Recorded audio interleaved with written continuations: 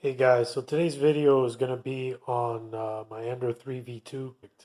One of the last things that I did was install the Slice Engineering bimetal heat break to the stock MK8 hot end. And the reason I did this is I wanted to get into printing with nylon and polycarbonate. One thing that I learned right off the bat is that nylon absorbs moisture from the air rather quickly. My first set of prints that I did using the nylon, I printed at about 260 degrees. I printed out a couple of fan ducts for my CR10S Pro V2. They came out fine, no issues there. Then I started to print a larger item, and that's when I started to run into problems. I had warping and lifting off the build plate, and upon further research, what I discovered is that nylon is very sensitive to temperature changes. So let me just give a quick walk around here to some of the changes that I made. So as you know, the bimetal heat break that you can't see because it's behind the fan shroud. But along the build surface, we got a Garolite build plate. So this allows materials like nylon to stick to it, along with PETG, polycarbonate, TPU, and ABS. I haven't tested it with PLA because I don't normally print with PLA. So I'll keep you guys up to date on whether or not it works with PLA. And I have these things available on Amazon. If you guys have an Ender 3 or similar printer that uses a 235 by 235 millimeter print bed, these things are already pre-cut, ready to go. And all you got to do is just pick it up, prep it, and put it on your machine. So let's walk around here and I'll show you some of the stuff in the back. On my recent video, I showed how I rerouted these cables. So I got them now coming up through this power supply cover. And this gets them out of the way of this cord, neatens up the bottom so that then I can create an enclosure around it without having to mess around with these cables being down there. Another thing that I didn't really get into in a lot of detail in the last video is this little port here in the back. So I made this little enclosure in on shape, and I'll include that later on in the video so you guys can check out the process for designing this. And what this is a 24 volt connection to the power supply. So I can connect 24 volt accessories directly to this port. All I gotta do is switch on the power supply, 24 volts will come out of there, and power whatever I need to power with this power port. Another thing I had to do is I relocated the spool to the back. This was on the side, so it used to stick out this way. And what I did is I picked up a Thingiverse file. This is a 30-degree angle, and I mirrored it because originally it was set to go over here and the spool sat on this side. So I just did a mirror in Cura to flip it over. That way I can fasten it on this side and the spool bracket could be closest to this edge. Another thing I updated too is the filament sensor. Originally I had it mounted to this piece of bracket here, and with the stock Creality extruder tensioner, everything lined up properly. But when I switched over to this Micro Swiss dual gear extruder, it changed the position of the filament entry point and made this part no longer work with the setup. So I decided to go this route because this gives me a lot of flexibility. I can move this spool around wherever I want, take it outside of the box, and the filament sensor just kind of hangs out. At first I didn't understand why somebody would want something like this, but now I understand it gives you more options. If you need to make changes on the fly, you can do it and you're not disturbing your filament sensor. Another problem that this thing solved is when the filament sensor triggers, as soon as the filament runs through here and it runs out, this thing will just drop. It'll just fall and just hang.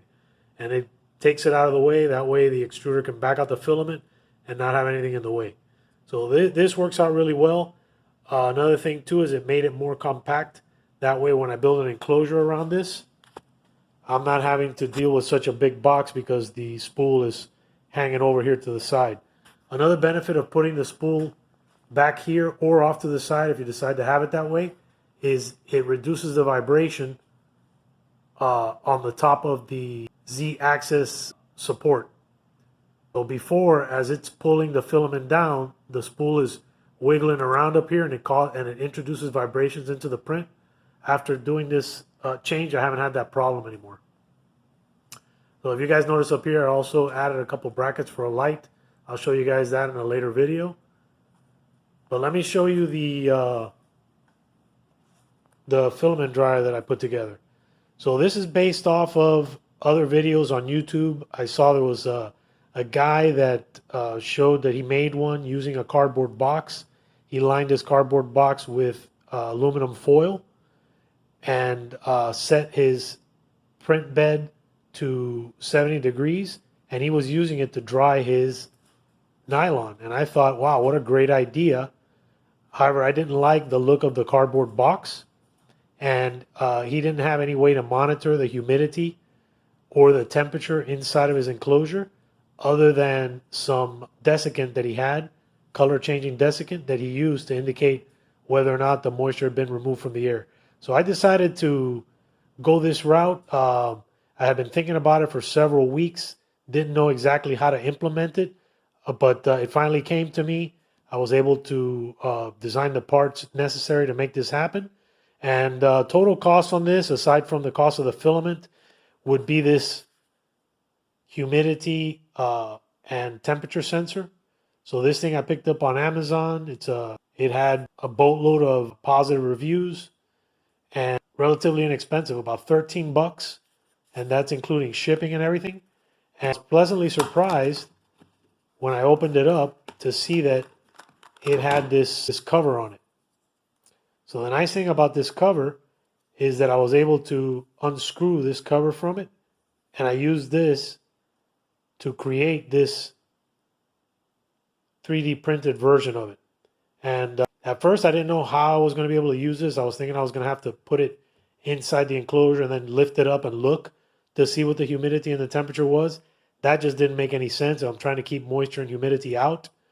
The idea is not to be opening this up and closing it to check the temperature. Another thing that crossed my mind is maybe making a window. But once I saw this, I said, oh, okay, so here's the answer. So what I did is I just took the housing, removed the top of the humidity sensor, recreated it out of a PETG, and used it to sandwich in between the top cover and this housing. And it works out well. Both the ports that it needs to sense the humidity and temperature are there. They're open. So I think this is going to work out great. Again, the thing is lined with aluminum foil. It looks a little bit more professional than just having a cardboard box. Another thing that I did is it has a few air ports here at the top to let that moisture out. And then at the back here, I left a little opening for the wire. Unfortunately, I tried printing this on the Ender 3V2, but the bed is just too small.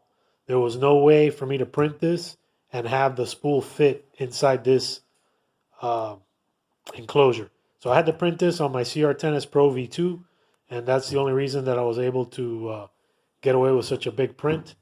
If you guys are going to try to do this on your Ender 3V2, you may have to split this model up in Cura. Maybe put half of it down in the build plate and then glue it together if that's the only printer you have. Or another option would be just to stick with the cardboard box, line it with the aluminum foil, and then use these 3D printed parts with the cardboard box. Next thing is the little filament support. Again, this came off of another YouTuber. He showed that he created this little port here, and I thought it was a great idea. One thing that I added to my design is a thing to center the spool. So this thing just pushes down, it centers the spool. If you got a spool that has smaller diameter opening, you can use it without the collar. If your spool has a larger opening diameter, you can just simply slip the collar on and center your spool onto the holder. The way this works is I'm repurposing my CR10S Pro V2 fan. So this is a standard 40-20 blower style. I created these parts all in Onshape, and I'll include in the video the process of the prototypes for these parts. Later on, I had to make a bunch of changes, but you'll get the idea once you see the prototypes, the process involved in designing your own. Onshape is super cool, guys. If you haven't tried it, I encourage you to mess around with it. It's super intuitive. I really enjoy using it. And anyway, let's set this thing up on the printer. I'll show you guys how it connects up and how it works. And we'll dry up some filament and then see if we can actually draw humidity out of this Overture nylon filament. So let me set you guys up on the tripod and then we'll set this thing up. All right, guys. So once you switch on your printer, first thing we're going to do is home everything. So I'll go back.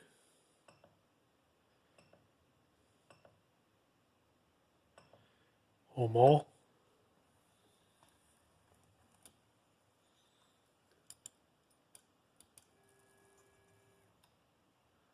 And you want to make sure you do this because we're going to be raising the gantry all the way to the top, and it needs to know what position it's in. That way we won't crash into anything.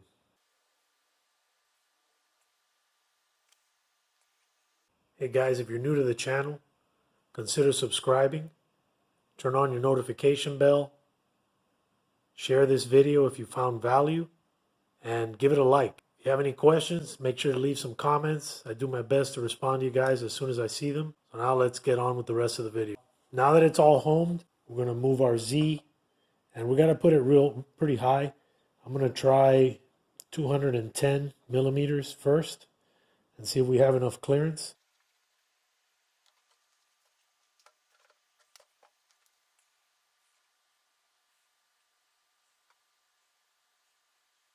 All right, so that's 210 millimeters. Let's check and see if we have clearance.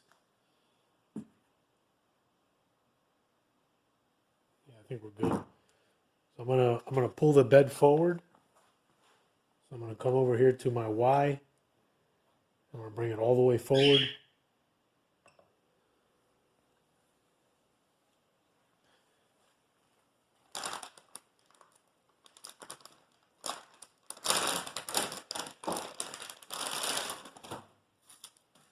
All right, so I got my Overture nylon filament, and we're gonna be setting it up in the dryer box. So let me show you how to do it. So here we have our little parts cooling fan that's gonna circulate the hot air. We got our little stand here. It's gonna be our stand, and we're gonna put our filament on there. And this is pretty tight, so it's not gonna need the collar. Next thing is to put the fan assembly on top, and just make sure that it's secure to its column.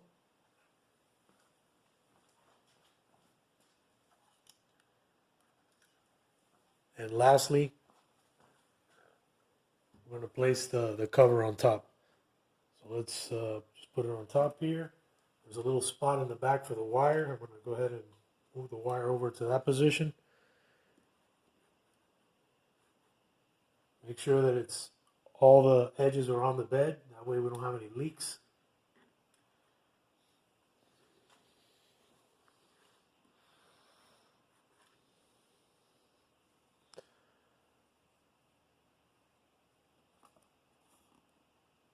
Let me move you guys in close here so you can see. So currently we're at 33% humidity inside the box. Temperature is 23.4 degrees Celsius. What I'm going to do next is I'm going to move the y-axis back. So I'm gonna center it. So I'm going to be at 215, 115. That should put it right in the middle. Actually, I could probably move it back more than that. Let's see here. Let's try 100. All right, so 80 is good. It's nice and tucked in there. Change the view so you guys can see. All right, so I just moved the Y over to 80, and that has the filament dryer right about the middle of the bed. The build plate is also at the center. Lastly, we're just going to connect our cable. And let me show you what that looks like. Get you guys off the stand here. So here's our little cable back here. And all we're going to do is connect it down here. Now what I did here with the cable to make it easier to plug and unplug is I removed the little clips that hold it, the retaining clips. So it just pushes in with just a little bit of effort. So it doesn't take very much force. And if you can hear, you hear the fan running? All right, so we got the fans on.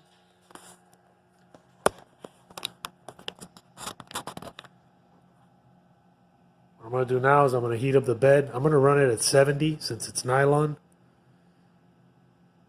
So I'm going to go back. I'm going to control temperature. I'm going to go to bed. And I'm going to set the bed at 70.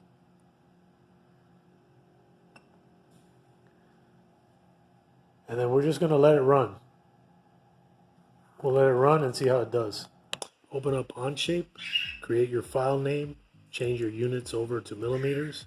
And I'm going to just run through this real quick. You guys can slow the video down.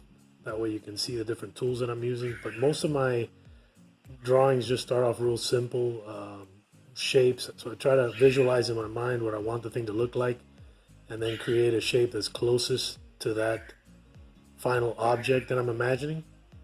And then I just start building on those basic shapes.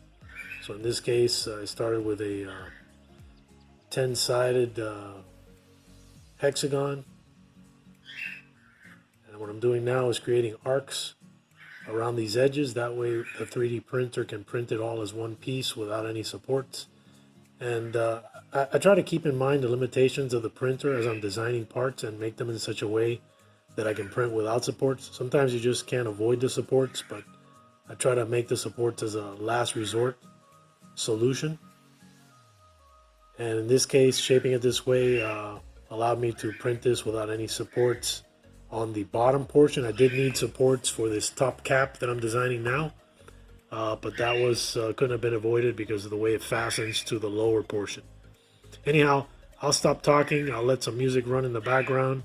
If you guys want to skip ahead, you're not interested in the Onshape portion, you can skip to about 30 minutes in this video, and then the next segments will start. All right, guys, enjoy the rest of the video.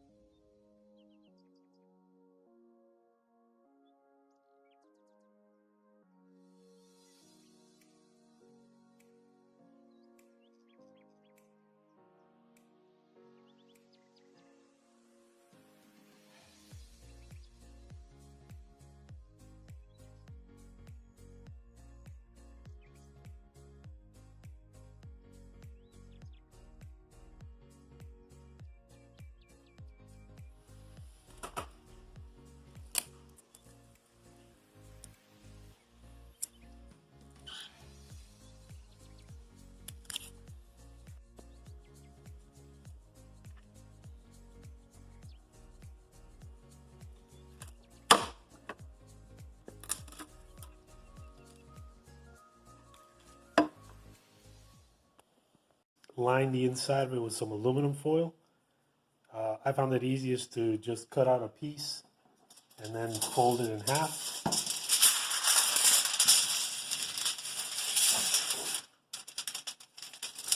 Make a nice clean crease.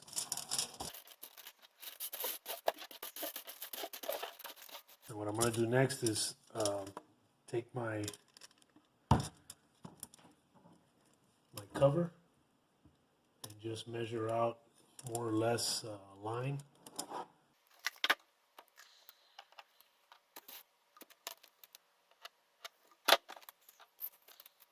And use some kind of a straight edge to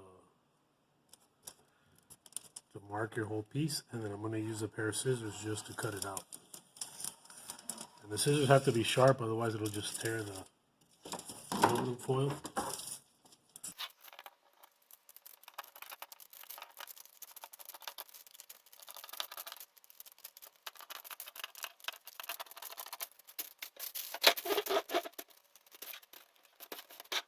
Now I'm going to take the aluminum foil and just line the rest of the inside of the housing. And I cut the aluminum foil a little bit longer than it needs to be, so I'm going to line up the edge.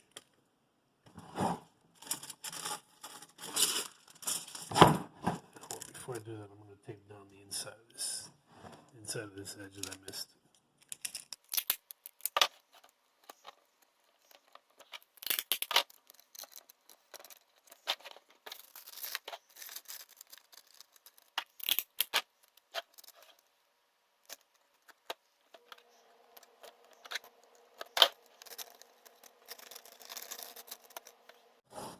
When you're done going around all the edges, you're going to have something that looks like this.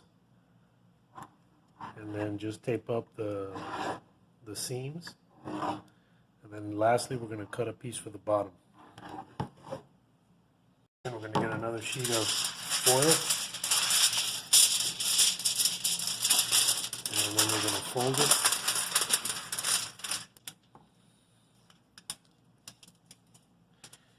Yeah, it looks like it's just going to barely make it.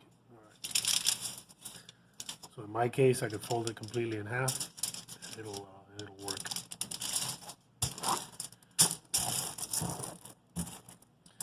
I'm going to put the enclosure on top of the foil, and I'm going to mark all the way around it with a pen, just to, and lightly do it because you'll tear the aluminum foil. And lightly mark the aluminum foil.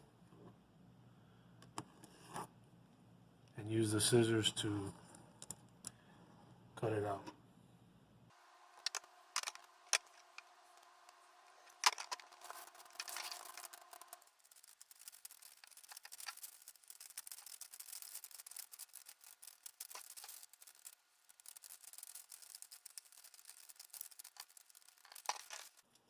Just like I did with the sides, I'm going to place this on the inside and then tape it down.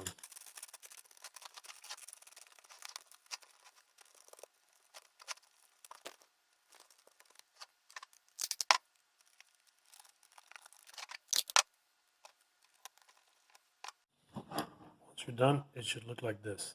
And I have a couple of vents, holes. I'm just going to try to find them.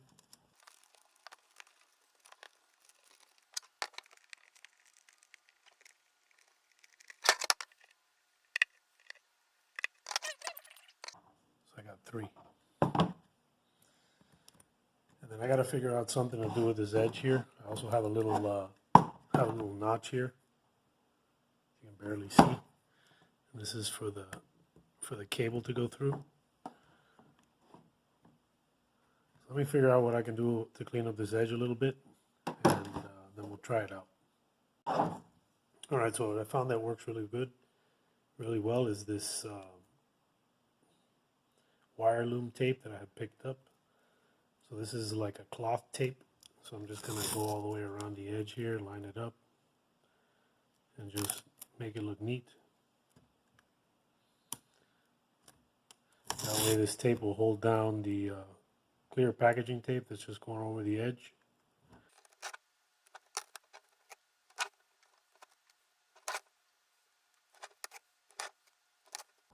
That's it. Once you get to the overlap, just cut it. That's it. So now we got a nice clean edge that we can use.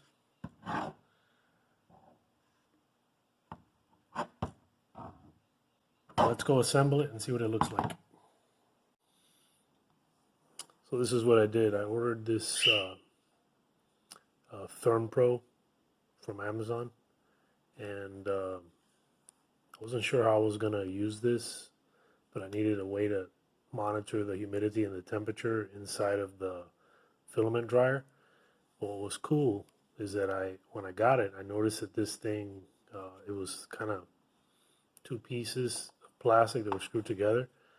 So I just removed the 4 screws from back here, took the little frame off, and I was able to, off the measurements of this frame, create this part right here. So this is a recreation of this frame, and this is going to allow me to flush mount it to the top of the filament dryer. Now I should have used supports here. I got too crazy with some of these angles that I was trying to see if the printer could get away with making. So I had a bunch of loose filament along the first layer, but then I finally was able to build up on top of those loose filaments, and I did get solid exterior. So it served the purpose. And the way it works is it just snaps right over the original, in the original place. So just like that. And there we go. I just got to clean up that little edge a little bit, and it should be good to go. And then it screws in using the original screws from the back. I was able to get those holes to line up properly, so super cool. So my concern was I wanted the display to be visible from the outside, but I wanted the sensors to work, and the sensors are back here behind these little slots. So this will serve both purposes. And then what I got to do next is on the filament housing, I got to cut out the space for this to drop down, and hopefully I have enough depth and it'll work out. So another thing I needed to do here is these screws. Since these little fastening points protruded out on the part that I remade, there was no way for me to print it if they protruded, because they're so small they would have broken with all the support material I would have needed. But thankfully I had some screws that are about the same size, just a little longer, and these are the ones that I used for the filament housing to hold down the filament sensor. So these will work out really good. These are also the same screws that I use for the minimalist fan shroud. I believe they're 8 millimeters long and 2 millimeters in diameter. So yeah, I think they're going to work out just fine.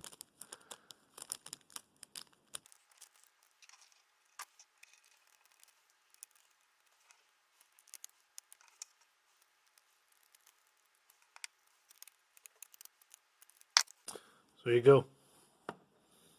That's going to look super cool, mounted on top of the filament housing.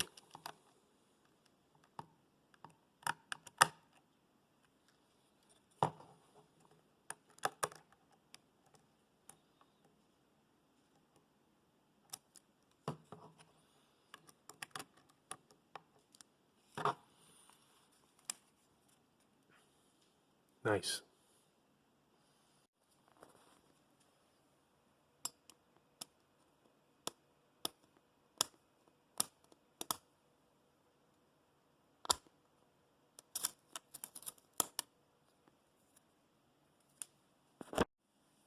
Okay guys, so on the part that I'm working with,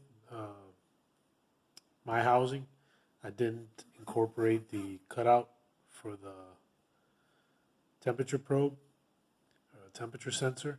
So I'm going to have to use this little template here to mark up the spot, scribe it, and cut it out. On the STL file that I'll include free for download in the description, it'll have the cutout already here. So when you guys print it, you won't need to do this extra step.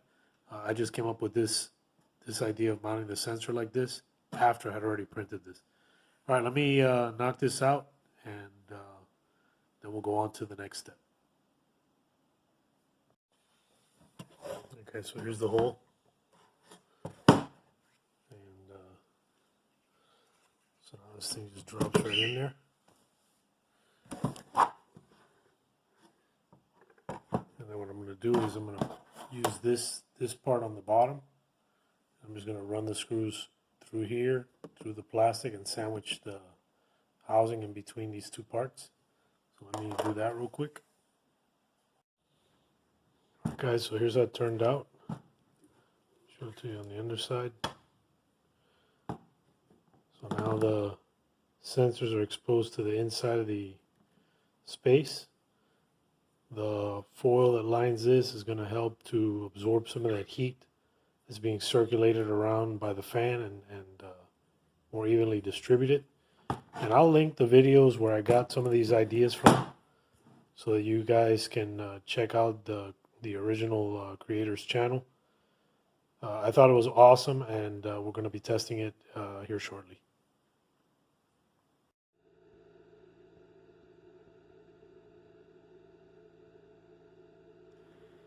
Alright guys, so it's the next day, and currently it's about 1:40 in the afternoon, and we're at 14% humidity. At 9 a.m. it was 11%. You can see on the minimum humidity and maximum humidity how low it got. And I'm not sure why it crept back up to 14% after being as low as 11. Next thing would be to unload it from the machine and put it in some type of a storage with some desiccant. That way it can keep the moisture out until we're ready to use it.